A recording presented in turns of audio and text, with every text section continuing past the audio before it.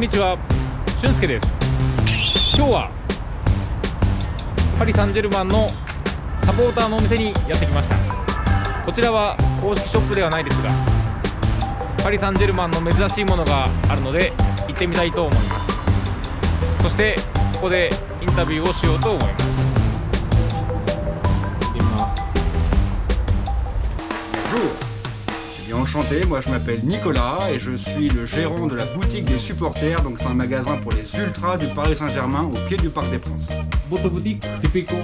Alors ce magasin existe depuis 1978, ça a été le premier magasin de supporters dans toute la France et petit à petit c'est devenu un magasin spécialisé sur le Paris Saint-Germain. Quelle est votre spécialité? Alors ici on fait beaucoup de sweats à capuche et de t-shirts et les écharpes, surtout les écharpes. Et vous allez voir qu'au niveau des virages, on fait du virage, le virage Auteuil ou le virage Boulogne, on aime beaucoup les écharpes un peu rigolotes. Mais des écharpes qui soient anti-marseillaises, des écharpes qui soient avec des têtes de mort, avec le terme ultra, avec les Paris, Paris est magique. Voilà, des écharpes qui sont un peu plus funky, un peu plus cool.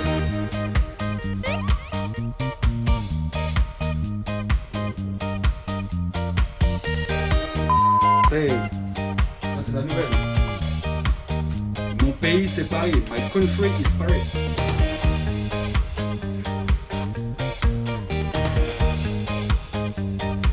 Supporter parisien, ça c'est bien bleu.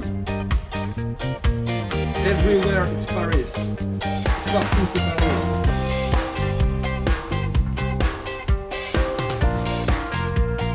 Qu'est-ce que ça veut dire? Non, pas Panama. C'est pas le pays, le Panama. Paname, ça veut dire Paris. C'est de l'argot. Alors, toujours anti-marseillais, on a ça. Des poubelles. If you want some hot, sexy. Qu'est-ce que c'est? C'est un fanion. À chaque match, avant, les deux équipes, elles se serraient la main et elles s'échangeaient des fanions. Elle dit, ton fanion, je me le mets. Et encore plus sexy.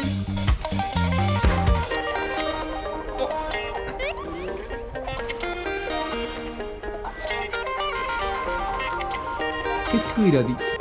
Il dit pour la les Marseillais, ils sont champions. C'est Marseille? C'est Marseille qui fait une parisien.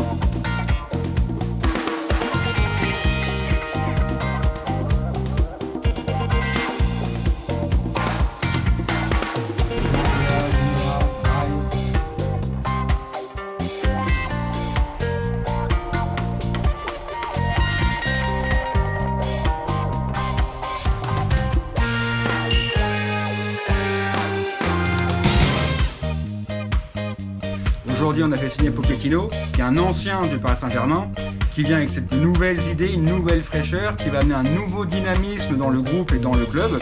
Et on espère qu'on ira très très loin avec lui. Aujourd'hui, il y a la crise avec le coronavirus. On le sait, le PSG fait partie de ces clubs qui n'ont pas d'argent. On le sait. Donc ça va être très compliqué d'aller acheter les joueurs qu'on souhaite avoir. C'est pas possible d'avoir n'importe qui. Donc on va faire venir qui? Soit les fins de contrat, soit les joueurs qui sont sur les bancs des autres clubs, comme on l'a fait avec Moïse Kean par exemple, qui est très bon. Moïse Kean, quand il a signé au PSG, on dit oh non, pas lui, c'est pas terrible. Mais finalement, le petit gars là, il marque beaucoup de buts et il fait des buts en PSG. Après, là, on arrive dans une année charnière pour beaucoup de grands joueurs. Si je prends l'exemple Sergio Ramos ou Lionel Messi, ce sont des joueurs par exemple qui sont en fin de contrat. Donc il n'y aura pas ce qu'on appelle le transfert à payer dessus. Il n'y aura que le salaire à payer. Et ça, avec la vente de maillots, avec les droits à l'image et avec le Qatar, ce qu'il peut faire en différents contrats de sponsoring, il n'est pas impossible qu'on s'intéresse concrètement à Lionel Messi ou Sergio Ramos. Donc il y a aussi des bons coups à faire. Il faut être malin, il faut être intelligent et il faut dialoguer avec les différents joueurs. Qu'est-ce que vous pensez du PSG à cette saison? Alors, cette saison, c'est un peu une fausse saison. Pourquoi? Parce que le Paris Saint-Germain, la saison dernière, est allé en finale de la Ligue des Champions. Tout le monde le sait. Et juste après, ils ont repris avec le championnat de France de football. En tout, ils ont eu 7 jours de vacances. Les footballeurs de haut niveau, de très très haut niveau au Paris Saint-Germain, c'est comme des chevaux de course. Ce sont des sportifs, il faut qu'ils se reposent, il faut que leur corps et leur organisme respirent, se ressourcent, que ce soit psychologique ou physique. Généralement, ils ont entre 1 mois et 1 mois et demi de vacances. Là, ils ont 1 semaine. Donc c'est normal qu'ils jouent à 50% de leurs possibilités. C'est normal qu'ils se blessent énormément. Ils sont comme ça tout le temps. Au lieu d'être comme ça et puis tout là-haut, ils sont très très bas et puis ils stagnent. Ils sont très moyens. Donc cette saison, à mon avis, on ne fera pas grand-chose, à moins que le nouvel entraîneur Pochettino prenne vraiment quelques semaines pour les faire redresser la barre. Sûr. Que pensez-vous? Bah, je trouve dommage qu'ils portent ce maillot-là. C'est dommage, parce que du coup, ils sont moins forts que ce qu'ils devraient être à Paris ou ailleurs.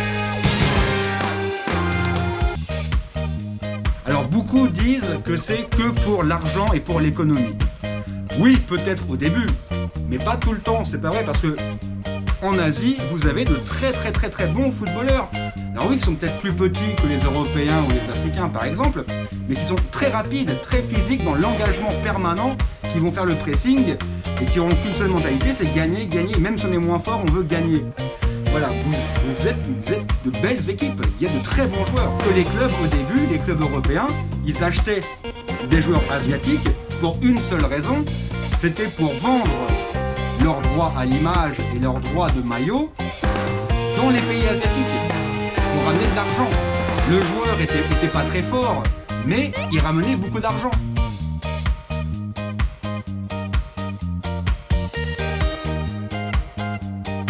De Honda, quand il a joué à l'AS Roma, c'était un bon joueur, mais c'était pas un excellent joueur. Mais il avait une grosse image de marque en Asie, tout le monde le connaissait en Asie, et il faisait ramener plein de millions d'euros à son club et aux fédérations. Vous êtes comme le journaliste sportif. Je l'ai été pendant 10 ans. Oh, Oui. Tout ce que je sais, c'est qu'au Japon, il y a beaucoup de très bons jeunes joueurs qui sont formés en Europe, mais qui sont japonais. Je prends l'exemple du petit, comment s'appelle celui qui était au Real Madrid, le nom. il s'appelle Kubo. Kubo, voilà, exactement.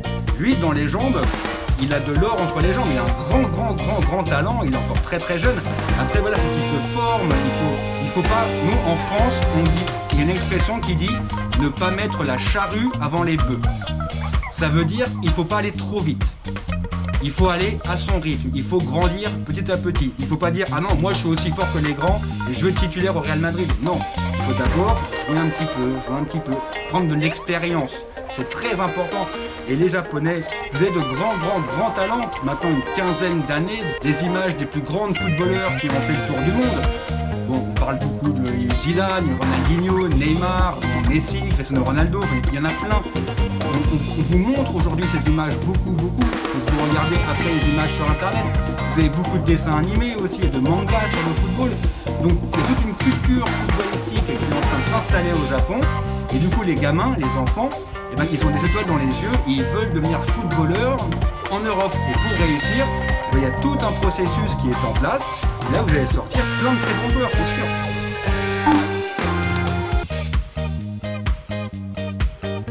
Des autres japonais, par exemple, vous connaissez Okazaki, et Minamino, Inui, Inui?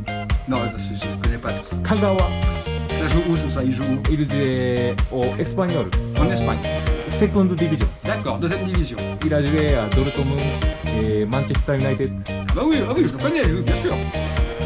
En Asie, on sait que vous êtes un peu plus petit que les Européens ou que les Africains.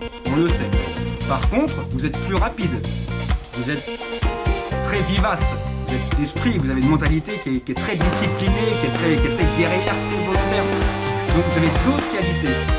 Pour les 10 prochaines années, je pense qu'en Europe, de plus en plus de très bons footballeurs venus d'Asie. En France, on commence à avoir dans les petits clubs de jeunes joueurs asiatiques arrivés et ils vont progresser en jouant en France, ils vont progresser. Est-ce que vous nous donnez un message pour les supporters Paris Saint-Germain au Japon? Alors, pour les supporters japonais, il faut savoir une seule chose, c'est que le PSG, ce n'est pas que l'argent du Qatar, ce n'est pas que Neymar, ce n'est pas que Mbappé. Il y a une longue histoire derrière, il y a plein d'autres joueurs. Et quand on supporte une équipe, on ne supporte pas un seul joueur ou deux joueurs, on supporte toute l'équipe. Ça, c'est la principale différence qu'il y a entre les supporters européens et les supporters d'Asie. On le sait, au PSG, c'est Neymar et Mbappé. Mais je vous en conjure, si vous êtes supporter japonais du Paris Saint-Germain, intéressez-vous à son histoire, allez voir ce qui s'est fait depuis 50 ans en Coupe d'Europe, a déjà été champion de France plusieurs fois, beaucoup de Coupes de la Ligue, beaucoup de Coupes de France. Il y a de très grands joueurs qui sont passés par le PSG comme Anelka, Ronaldinho, Rai, il y en a plein. Intéressez-vous à ce club et vous allez tomber encore plus amoureux que vous ne l'êtes aujourd'hui. Arigatou gozaimasu. Allez Paris! Paris est magique. ありがとうございます。Arigatou.